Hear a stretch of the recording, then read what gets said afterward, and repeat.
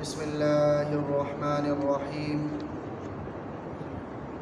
واتبعوا ما تتلو الشياطين على ملك سليمان وما كفر سليمان ولكن الشياطين كفروا يعلمون الناس السحر وما أنزل على الملكين ببابل هاروت وماروت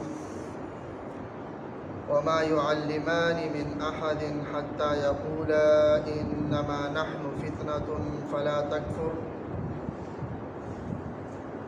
فيتعلمون منهما ما يفرقون به بين المرء وزوجه وما هم بضارين به من أحد إلا بإذن الله ويتعلمون ما يضرهم ولا ينفعهم وَلَقَدْ عَلِمُوا لَمَنِ اشْتَرَاهُ مَا لَهُ فِي الْآخِرَةِ مِنْ خَلَاقٍ وَلَبِئْسَ مَا شَرَوْا بِهِ أَنفُسَهُمْ لَوْ كَانُوا يَعْلَمُونَ۔ اس آیت میں یہودیوں کے ایک اور جرم کا ذکر ہے، اور وہ جرم تھا جادو کرنا۔ یہود جادو میں پڑ چکے تھے۔ حضرت سلیمان علیہ السلام کے دور میں چونکہ جنات کا انسانوں سے ملنا جلنا ہوا، حضرت سلیمان علیہ السلام کے زیر سلطنت جنات بھی تھے، تو جنات نے انسانوں کو جادو سکھایا۔ پھر یہ ہوا کہ یہ جادو کا چرچا بہت زیادہ ہونے لگا، اور یہود اس جادو کے پیچھے پڑ گئے، سیکھتے تھے اور اسے کرتے تھے۔ عراق کا ایک شہر تھا بابل، بخت نصر جو ایک بادشاہ گزرا ہے، اس کا صدر مقام بھی یہی شہر تھا بابل۔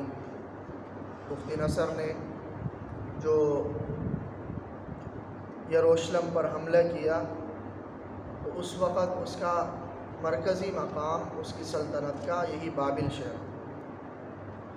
تو بابل شہر میں جادوگر بہت زیادہ تھے، گویا جادوگروں کا گڑھ تھا بابل۔ تو وہاں انبیاء کرام علیہم السلام کو اللہ تبارک و تعالیٰ نے بھیجا ان یہودیوں کی اصلاح کی غرض سے۔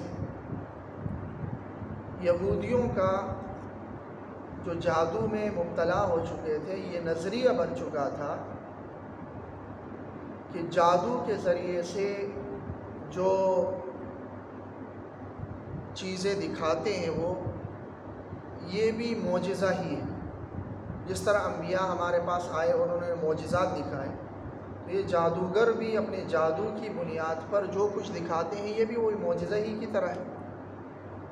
تو اس لیے وہ جادوگروں کے اعتقاد میں مبتلا ہو چکے تھے۔ جو جتنا بڑا جادوگر تھا، لوگ اتنے ہی زیادہ اس کے معتقد تھے، اور اس کو نبی کا درجہ دیا کرتے تھے کہ جس طرح نبی معجزات ظاہر کرتے ہیں تو ایسا ہی یہ جادوگروں کو بھی انہوں نے اسی طرح کا درجہ دیا ہوا تھا۔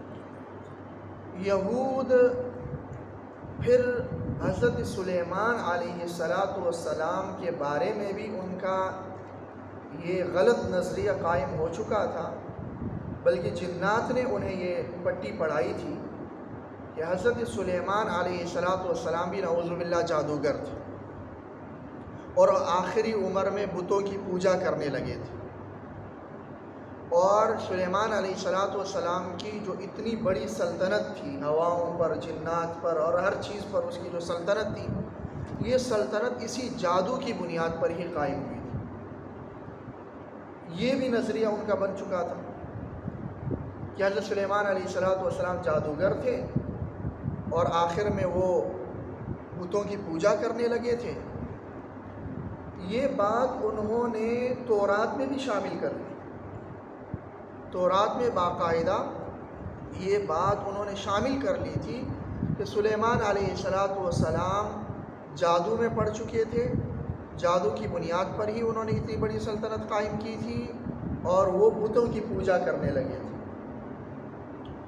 تو اس بنیاد پر بھی وہ جادو کے پیچھے پڑے ہوئے تھے کہ ہم بھی جادو کے ذریعے سے اسی طرح کی سلطنت حاصل کر لیں اور اسی طرح کا مقام حاصل کر لیں جس طرح کا مقام حضرت سلیمان علیہ السلام نے حاصل کیا تھا۔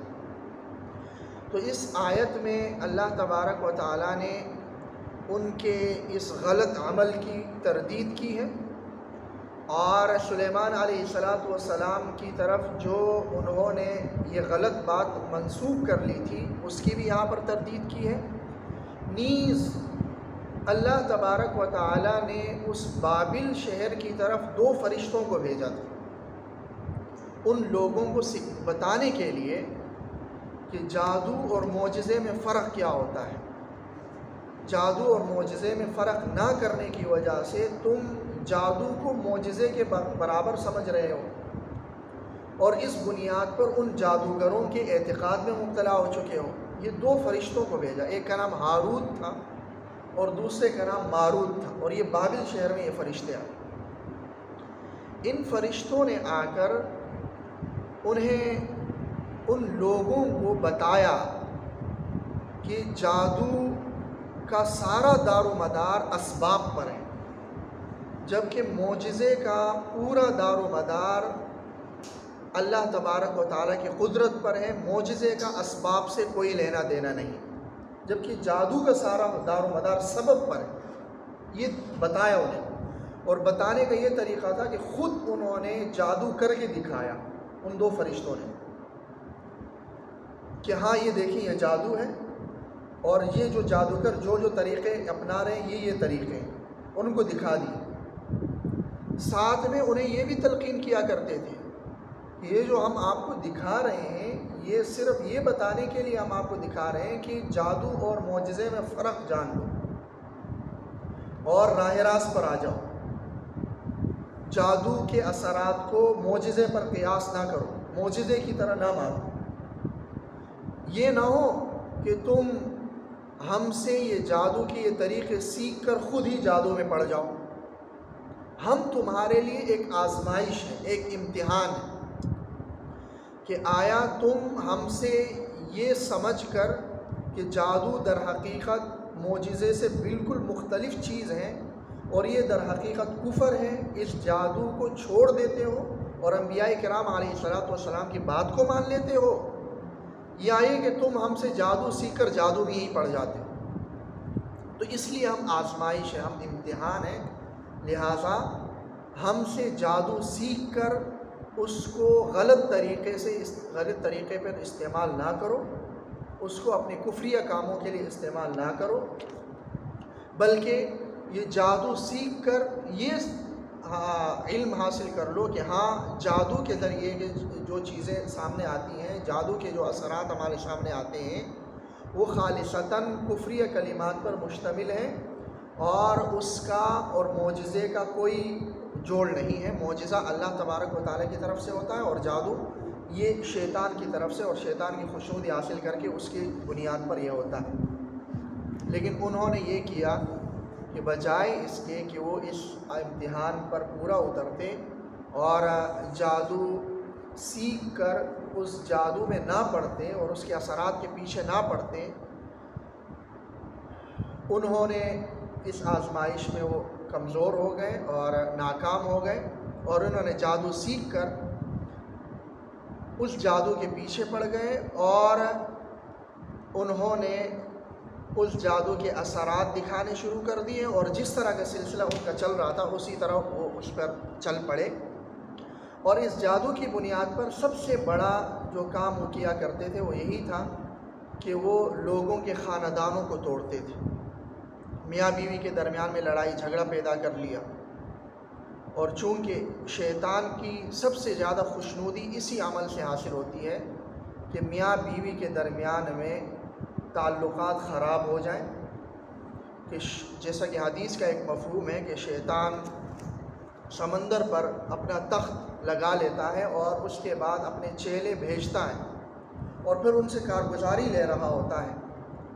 تو کوئی کہتا ہے کہ میں نے یہ کام کیا، شیطان کہتا ہے تو نے کوئی بڑا کام نہیں کیا. کوئی کہتا ہے یہ کیا، شیطان کہتا ہے تو نے کوئی بڑا کام نہیں کیا. ایک شیطان آ کر یہ کہتا ہے کہ میں نے میاں بیوی کے درمیان میں لڑائی ڈال دی.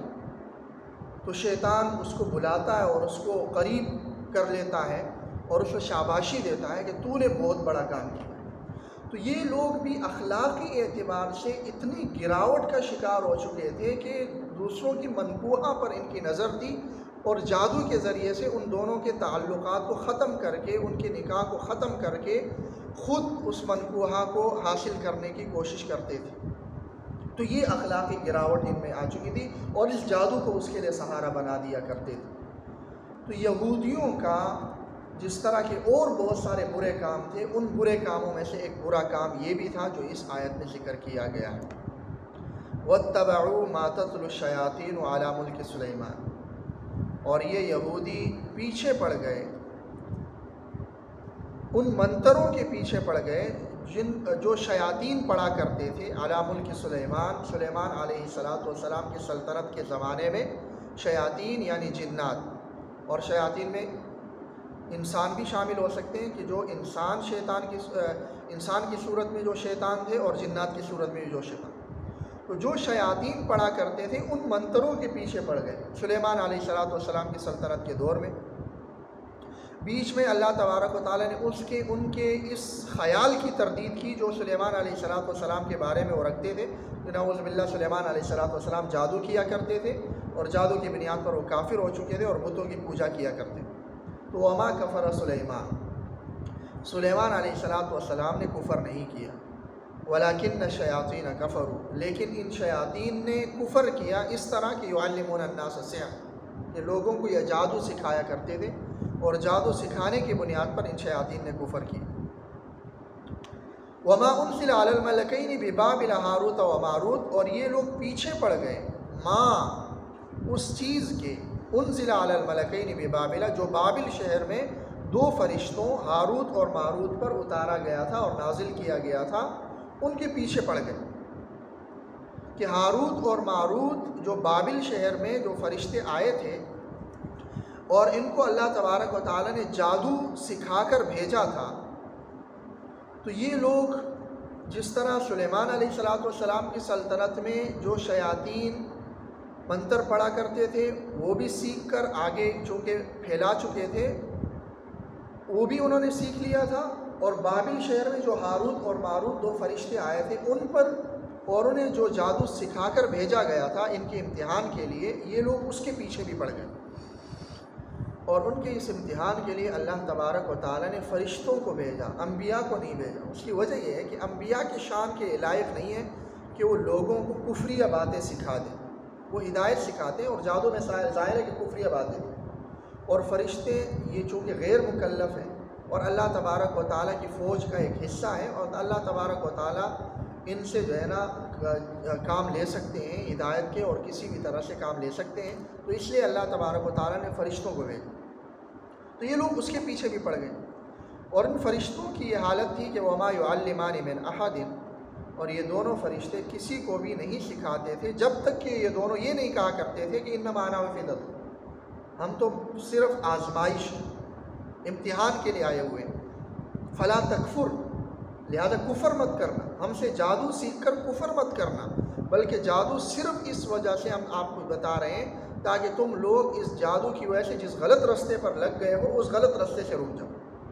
فیتعلمون منہم، لیکن ہوا یہ کہ یہودی ان دونوں فرشتوں سے سیکھتے تھے ما وہ جادو یفرقون بہ بین المرء و زوجہ، جس کی بنیاد پر یہ آدمی اور اس کی بیوی کے درمیان، شوہر اور اس کے بیوی کے درمیان میں تفریق ڈال دیا کرتے تھے. یعنی یہ جادو کو بہت سارے مقاصد کے لیے، برے مقاصد کے لیے استعمال کیا کرتے تھے. ان برے مقاصد میں سے سب سے بڑا برا مقصد یہی تھا کہ وہ میاں بیوی کے درمیان میں تفریق ڈالا کرتے تھے. وما هم بضارین بہ من احد الا باذن اللہ، حالانکہ اس جادو کی وجہ سے وہ نقصان نہیں پہنچا سکتے کسی کو بھی مگر اللہ تبارک و تعالیٰ کی حکم سے۔ اللہ تبارک و تعالیٰ کی مشیت اور قدرت کے بغیر دنیا میں کوئی بھی اچھا کام بھی نہیں ہو سکتا، کوئی بھی برا کام بھی نہیں ہو سکتا۔ برا کام بھی اللہ کی مشیت سے ہوتا ہے، اچھا کام بھی اللہ کی مشیت سے ہوتا ہے۔ یہ الگ بات ہے کہ اچھا کام اللہ کی مشیت کے بعد اللہ کی رضامندی بھی اس میں شامل ہوتی ہے اچھے کام میں۔ برے کام میں اللہ کی مشیت تو شامل ہوتی ہے لیکن رضامندی شامل نہیں ہوتی۔ اگر ہم یہ کہہ دیں کہ اچھا کام تو اللہ کی مشیت سے ہوتا ہے، برا کام اللہ کی مشیت کے بغیر ہوتا ہے، تو یہ نظریہ بھی ٹھیک نہیں۔ اگر ہم یہ کہتے ہیں کہ یہ جو اچھے کام ہیں اس میں اللہ کی مشیت کا بھی عمل دخل نہیں ہے، برے کام میں اللہ کی مشیت کا عمل دخل نہیں ہے، تو پھر جزا اور سزا کا یہ نظریہ ہی بیکار۔ تو بہرحال ہر کام میں اللہ کی مشیت ہوتی ہے کہ اللہ تبارک و تعالیٰ کوئی نیک کام کرنا چاہتا ہے تو اللہ تبارک و تعالیٰ اسے روکتا نہیں ہے کہ تم نیک کام نہ کرو، بلکہ اس کو طاقت دے دیتا ہے نیک کام کرنا۔ اگر کوئی انسان برے کام کرنے کا ارادہ رکھتا ہے تو اللہ تبارک و تعالیٰ اسے روکتا نہیں ہے کہ تم برا کام نہ کرو، بلکہ اس کو طاقت دیتا ہے کہ برا کام وہ کرے۔ تو انسان جو بھی اچھا کام کرتا ہے وہ اپنے اختیار سے کرتا ہے، جو بھی برا کام کرتا ہے وہ اپنے اختیار سے کرتا ہے۔ اللہ تبارک و تعالیٰ کسی کو اچھے کام پر مجبور نہیں کرتا اور کسی کو برے کام پر مجبور نہیں کرتا، طاقت دے دیتا ہے اللہ تبارک۔ اسی لیے تو انسان کو اگر جنت ملتی ہے تو اسی لیے ملتی ہے کہ اس میں اسی کا کمال ہے، اس نے عمل کیا اپنے اختیار سے۔ جہنم اور سزا ملتی ہے تو اسی وجہ سے کہ اس نے اپنے اختیار سے کفر کیا، وگرنہ اگر اس کا اختیار ہوتا ہی نہیں نیک کام کرنے میں اور برے کام کرنے میں، تو نیک کام کرنے پر جنت کا کیا جواز بنتا ہے جنت ملنے کا، اور برے کام کرنے پر جہنم کا کیا جواز ملتا ہے؟ وہ کہتا کہ مجھے کیا ہے، میں تو مجبور تھا۔ تو بہرحال تو جادو بھی دنیا کے اسباب میں سے ایک سبب ہے، جس طرح دنیا کے دیگر اسباب وہ اللہ تبارک و تعالیٰ کے ارادے اور مشیت کے بغیر بذات خود تاثیر نہیں رکھتے، اسی طرح جادو بھی ایک سبب ہے، یہ بھی اللہ تبارک و تعالیٰ کے ارادے اور مشیت کے بغیر کوئی بذات خود کوئی تاثیر نہیں رکھتا۔ تو اصل قدرت تو اللہ تبارک و تعالیٰ کی ہی ہوئی، یہ تو محض ایک سبب ہے۔ اور وہ یہ سمجھے تھے کہ جادو میں ہی اصل تاثیر ہے، اصل مؤثر اور مسبب جادو ہی ہے، اصل سبب جادو ہی ہے، اصل تاثیر اسی میں ہی، اور کوئی اور قدرت اس سے ماورا کوئی قدرت نہیں ہے جس کو ہم اللہ کہتے ہیں، کوئی قدرت نہیں ہے، بلکہ یہی اصل قدرت ہے، یہ سمجھتے تھے، یہ نظریہ ان کا تھا۔ تو اللہ تبارک و تعالیٰ ان کے اس نظریے کی تردید کر رہے ہیں، وما هم بضارین بہ من احد الا باذن اللہ، اس جادو کی بنیاد پر وہ کسی کو بھی نقصان نہیں پہنچا سکتے مگر اللہ تبارک و تعالیٰ کی اجازت سے۔ وَيَتَعَلَّمُونَ مَا يَضُرُّهُمْ وَلَا يَنفَعُهُمْ، اور یہ لوگ سیکھتے تھے ایسا عمل جو ان کے لیے نقصان دہ تھا، ان کے لیے نفع بخش نہیں تھا، نقصان دہ تھا آخرت کے اعتبار سے۔ وَلَقَدْ عَلِمُوا، اور یہ لوگ یقینی طور پر جانتے تھے کہ لَمَنِ اشْتَرَاهُ، کہ جو کچھ انہوں نے اختیار کیا ہے، یعنی جو جادو وہ کر رہے ہیں اس کے بارے میں یہ یقینی طور پر جانتے تھے کہ یہ جادو کر لینے کے بعد ہم کافر ہو جائیں گے، اور وَمَا لَهُ فِي الْآخِرَةِ مِنْ خَلَاقٍ، اور اس عمل کی وجہ سے آخرت میں پھر ان کے لیے کوئی حصہ نہیں بچے گا۔ یہ لوگ جانتے تھے لیکن اس کے باوجود وہ کیا کرتے تھے، کیونکہ صرف علم رکھنا کافی نہیں ہے کہ میں صرف جانوں کہ یہ غلط کام ہے، بلکہ اس غلط کام سے بچنا ضروری ہے۔ تو یہ ان کو جانتے تھے کہ ہم غلط کام کر رہے ہیں، یہ کرنے کے بعد آخرت ہماری بگڑ جائے گی، آخرت میں ہمیں کچھ نہیں ملنے والا، یعنی کوئی نعمت ہمیں نہیں ملے گی۔ یہ جانتے تھے، یہ لوگ یقینی طور پر جانتے تھے۔ وَلَبِئْسَ مَا شَرَوْا بِهِ أَنفُسَهُمْ، اور بہت برا تھا وہ جس کے عوض میں انہوں نے اپنے آپ کو بیچ ڈالا، کہ جادو لے کر اپنے آپ کو بیچ ڈالا. لو کانوا یعلمون، کاش کہ یہ حقیقت جانتے. پہلے کہا کہ جانتے تھے، اور آگے کہہ رہے کاش کہ یہ جانتے تھے. مطلب یہ ہے کہ علم، وہ علم جس میں عمل نہ ہو، وہ علم ہے ہی نہیں. وہ ایسا ہے گویا کہ علم ہے ہی نہیں. علم در حقیقت وہ ہے جس کے ساتھ عمل. تو ان کے پاس علم تھا لیکن عمل نہیں تھا. تو کاش کہ ان کے پاس وہ حقیقی علم ہوتا جس میں عمل بھی ہوتا ہے.